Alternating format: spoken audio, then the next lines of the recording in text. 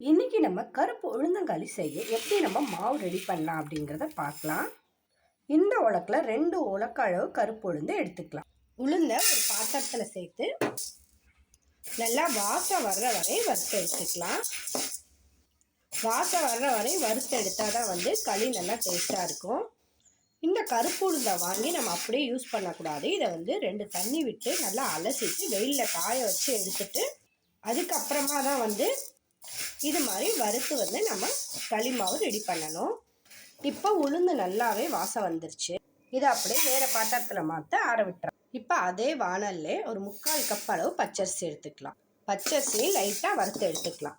பச்சரிசி இந்த மாதிரி வறுத்து எடுத்தா 2 ஒன்றா சேர்த்து நல்லா ஆறுனதுக்கப்புறம் மிக்ஸி ஜாரில் சேர்த்து அரைச்சி எடுத்துக்கலாம். பாருங்கள், நைஸாக அரைச்சி எடுத்தாச்சு. இது மாதிரி அரைச்சி கருப்பு உளுந்து களி செஞ்சு பாருங்கள்.